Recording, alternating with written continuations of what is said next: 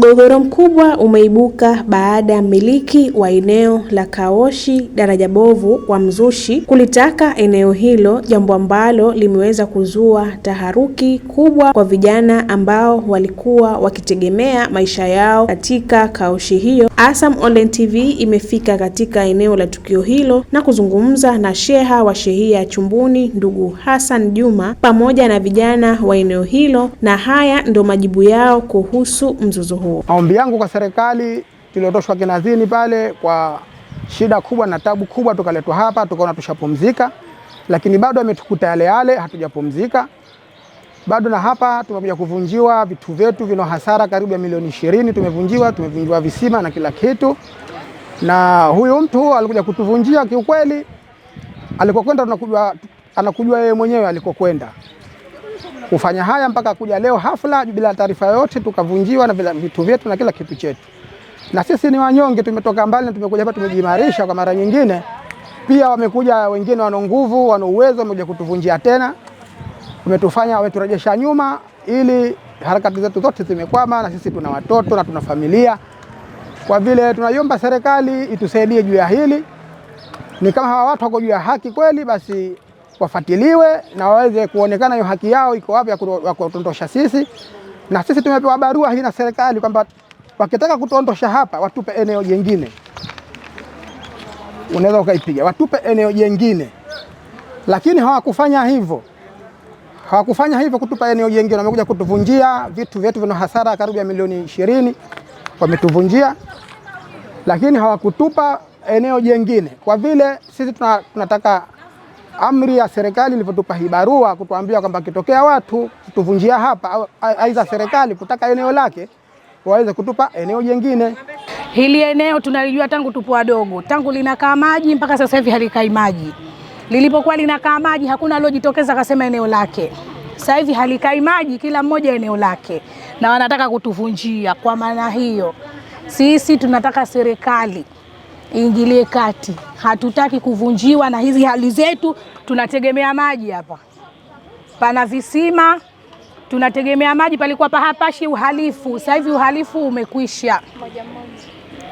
umekwisha. Hapana wizi, hapana wakabaji, hapana wabakaji. Hapa pahali pa waosha magari wamepewa rasmi, na hati kama ukitaka ukipata kivuli nitakuonesha.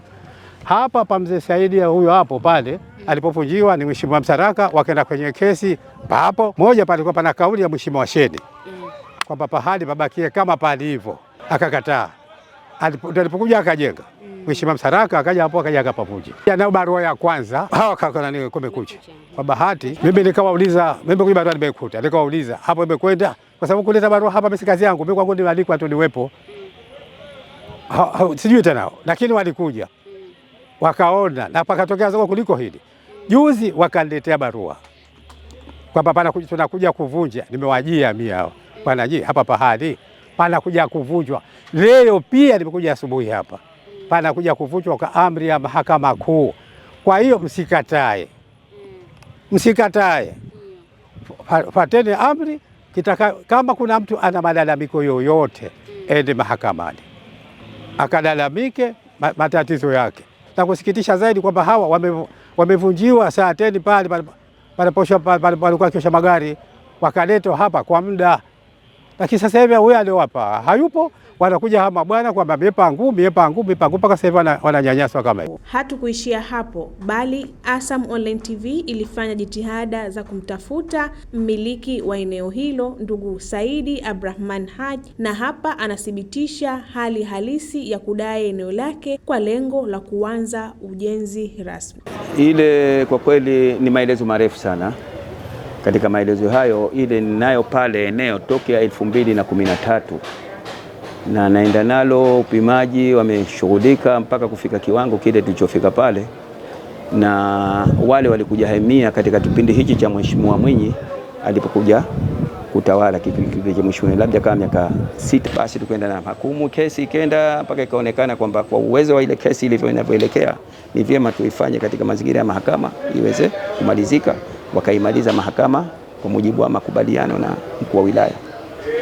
Pale kuna watu kawaweka na akawasema kwa wale watu bidi waondolewe ikawa kumekuja mambo mengi mpaka mambo ya michaguzi na nini, tukasema basi kama ni hivyo kisalama kabisa, tusije tukafanya zongo na zogo tukaharibu hizi saundi hizi, kaja nyingine mambo ya uchaguzi upite. Na ndio maana yule mheshimiwa yeye akahaulishwa akapelekwa katika wilaya nyingine, akaachwa mwingine pale, na yule mwingine nafikiri alikuja kwa muda akaondoka, sasa hivi ndio kuna karibu tawala. Ndio hizo hali kwa tunazilalamikia hivi karibuni, kuona ule uendeshaji wa uondoshaji ni mdogo. Mimi nikaenda mahakamani kwa hukumu, ndio ikafika ile hatima ya juzi. Labda hatima ya juzi hukumu kukwazo kwake, mnajua taratibu zake, ndio nimefikia hapo. Kwa upande wake, katibu wa shirika la mnada wa Kumekucha anazungumzia juu ya kupata amri ya kubomoa eneo hilo kutoka mahakamani. Kwa utekelezaji amri za mahakama zinazohusika na hukumu. Nakumbuka tarehe 29 mwezi wa 12 mwaka 2025 nilipata amri ya mahakama ya kumuondosha. Ulikuwa na kesi baina ya Bwana Saidi Abdrahmani Najim ambaye ni mdai dhidi ya mwanasheria mkuu wa serikali na mkuu wa wilaya mjini kuhusika na ardhi iliyopo hapo Chumbuni kwa Mzushi. Kwa hivyo nilipata amri ya mahakama ya utekelezaji hukumu ya kumuondosha mdaiwa au muombewa namba 2 ambaye ni mkuu wa wilaya wa mjini. Kwa hivyo zoezi limelifanya, na kwa bahati nzuri au bahati mbaya, siku ya utekelezaji wa mara ya kwanza kwa awamu ya kwanza palitoa fujo kidogo, ikabidi kusitisha ile zoezi, ikabidi tena kupeleka mahakamani taarifa.